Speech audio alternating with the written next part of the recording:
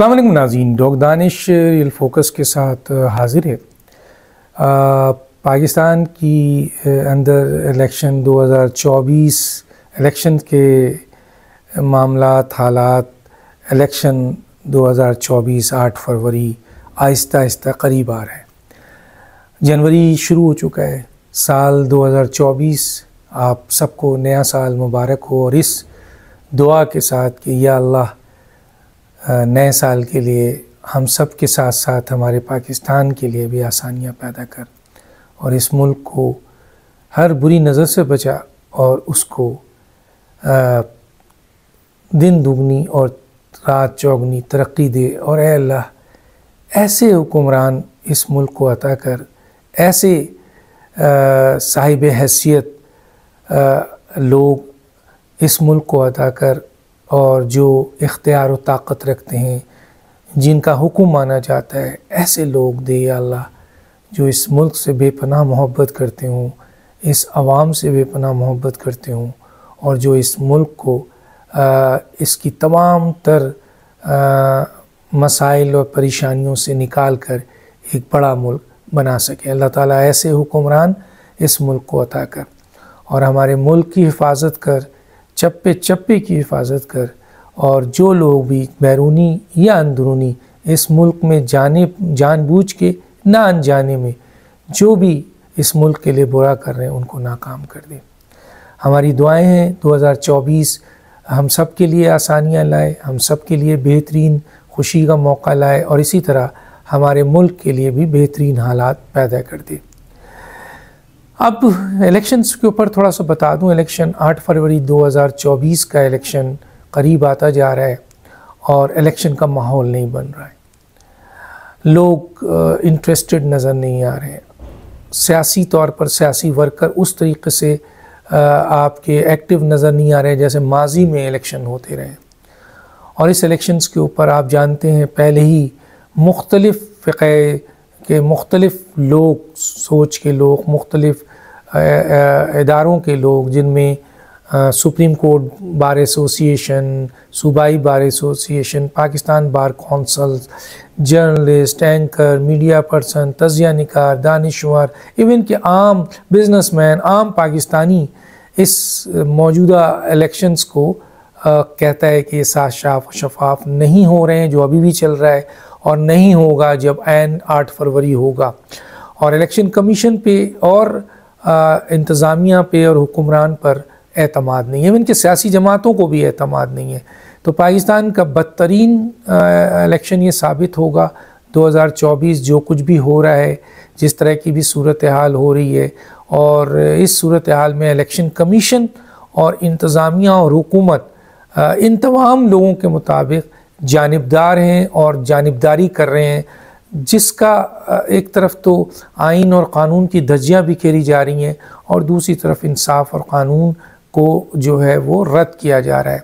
अब जाहिर है कि ऐसी सूरत हाल में जब इंसाफ, मेरिट, क़ानून, आइन और आपके फैक्ट एंड फिगर को आपके हटा कर आप सिर्फ अपने जो आप चाह रहे हैं, क्योंकि लोग ये कह रहे हैं कि माजी में भी इलेक्शन कमीशन ने धांधली में हिस्सा लिया, इंतज़ामिया ने लिया, हुकूमत में लिया, लेकिन इस तरह की दीदा दिलेरी से आज तक किसी इलेक्शन कमीशन ने और इंतज़ामिया और हुकूमत ने अमल नहीं किया, जिससे ये साफ ज़ाहिर हो रहा है कि वो खुलकर जानिबदारी कर रहे हैं। वो बता रहे हैं कि आप हम किसको लाना चाहते हैं, बहरहाल जो जिसको भी लाना चाहें, लेकिन जो सबसे इम्पॉर्टेंट बात है वो है कि इस बुनियाद पर किस किस्म की सियासत, किस किस्म की जमहूरियत जन्म लेगी। मियाँ नवाज शरीफ साहब के बारे में मुख्तलिफ़ लोगों का ख्याल है कि वो आइंदा चौथी दफ़ा वज़ीर आज़म बनने जा रहे हैं और वो उनको सिलेक्ट कर लिया गया है, जो भी है, मैं इल्ज़ाम नहीं लगा रहा, लेकिन यहाँ पर सवाल उठा रहे हैं कुछ लोग कि क्या एक ऐसी जमहूरी पार्टी जो अपने आप को जमहूरियत पसंद कहती है और जो आपके पाकिस्तान की एक बड़ी सियासी जमात रही है, जो सबसे ज़्यादा हुकूमत में रही है, पंजाब की हुकूमत में रही है, मरकज़ की हुकूमत में रही है, उसका वज़ीर आज़म अगर मियाँ नवाज़ शरीफ साहब हैं, तो क्या वो इस किस्म के इलेक्शन को कबूल करेंगे कि सबको रद्द करके पाँव मार के दूसरी सियासी जमातों को लेवलिंग प्लेइंग फील्ड नहीं दे के इलेक्शन कमीशन और इंतज़ामिया खुलकर जानिबदारी करे, बदमाशी करे और गैर कानूनी और गैर आइनी अमल करे और इसके साथ साथ जो है वो इंतकामी कार्रवाई करे और इस तरीके से फिर PMLN या मियाँ नवाज़ शरीफ साहब अगर वज़ीर आज़म बन जाएं और PMLN हुकूमत में आ जाए, तो क्या ये जमहूरियत की खिदमत होगी? क्या ये मुल्क के लिए बेहतर होगा? क्या आवाम इसको एक्सेप्ट करेंगे? क्या कानून और आइन इसको एक्सेप्ट करेगा? क्या दूसरी सियासी जमातें इसको एक्सेप्ट करेंगी? क्या महज़्ज़ब दुनिया, इंटेलेक्चुअल और जो बैरूनी दुनिया है वो इसको एक्सेप्ट करेंगे? तो यकीनन जवाब आएगा नहीं करेंगे। लेकिन एक और बड़ा सवाल है कि क्या PMLN, मुस्लिम लीग नून, जो एक जमहूरी पार्टी कहलाती है, बड़ी जमहूरी पार्टी, 3 दफ़ा वज़ीर आज़म रह चुके हैं, कई ओहदों में PMLN कई दफ़ा काम कर चुकी है और जमहूरी मुल्क में जो जमहूरी हुकूमत रही सो कॉल्ड, उसमें ज़्यादा PMLN का हिस्सा है। क्या उनके आने वाले नए वज़ीर आज़म मियाँ नवाज़ शरीफ साहब इस तरह से हुकूमत में आएंगे? क्या वो इस तरीके से वज़ारत उज़्मा लेंगे?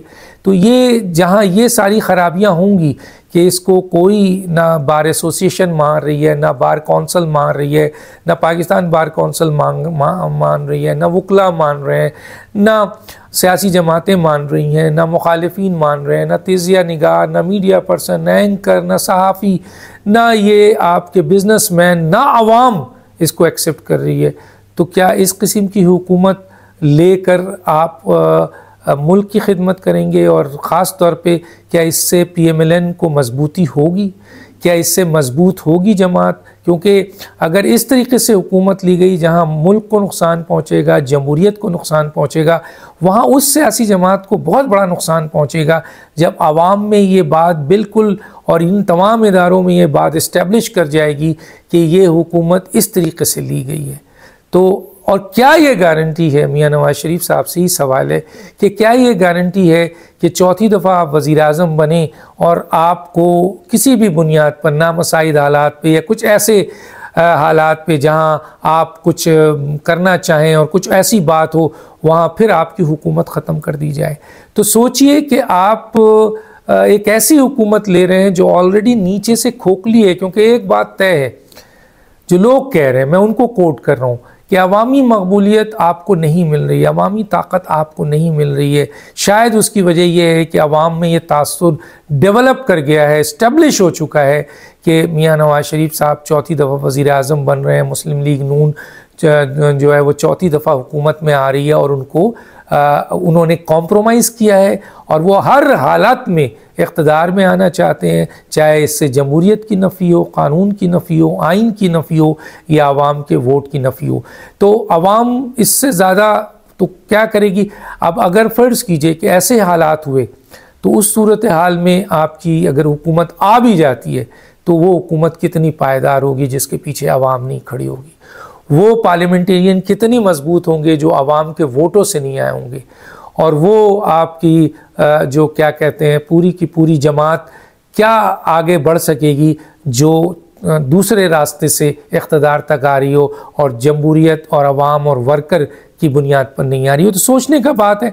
अगर ये चीज़ है जो बोला जा रहा है तो मियाँ नवाज़ शरीफ साहब के लिए लम्हे फ़िक्रिया है, क्योंकि हो सकता है उनकी ये सियासत आखिरी हो, उसके बाद उनकी औलादों ने करना है, उनके रिश्तेदारों ने करना है। तो उनको अपनी औलाद की फ़िक्र करनी चाहिए कि ऐसी हुकूमत ना लें जो अवाम के वोटों के बजाय किसी और रास्ते से आपको दी जाए और इस तरह भयानक तरीके से जो है वो दिया जाए। दूसरी तरफ मियाँ तहरीक इंसाफ को ताकत कौन फराहम कर रहा है? जिस तरह से इंतज़ामिया, हुकूमत, इलेक्शन कमीशन उनके साथ यकीनन लोग कह रहे हैं कि जानिबदारी की जा रही है, दूसरी सियासी जमातों के साथ जानिबदारी की जा रही है। अगर ये वाकई ऐसे ही अमल है जैसा क्लेम है तो फिर इसका मतलब है कि अवामी लेवल पर मज़लूम, आपको पता है पाकिस्तान में मज़लूम की बड़ी ताकत होती है, जब मज़लूम कोई बनता है तो उसको सपोर्ट मिलती है। तो आज PTI को इंतज़ामिया और हुकूमत और इलेक्शन कमीशन इस तरह की जानिबदारी और इंतकामी कार्रवाई से मज़ीद मकबूल कर रही है, PTI को मज़ीद अवाम में उसकी जान हो रही है। और आज PTI जिस तेज़ी से मजबूत हो रही है अवाम में, उसकी वजह इलेक्शन कमीशन, हुकूमत और इंतज़ामिया की इंतकामी कार्रवाई है। ये हिकमत अमली गैर कानूनी और गैर आइनी है, जिसकी बुनियाद पर लोग ये सोचने पे मजबूर हो रहे हैं कि ये जुल्म हो रहा है। और अगर वाकई लोगों में ये चीज़ आ गई तो भी यकीनन जिस तरीके से कहा यह जा रहा है कि जी PTI फिर एक दफ़ा अवाम में मकबूल हो रही है, तो उसके ज़िम्मेदार इलेक्शन कमीशन होंगे, ये इंतज़ामिया होगी और ये हुकूमत होगी। तो दानिश को याद दीजिए। अल्लाह हाफ़िज़।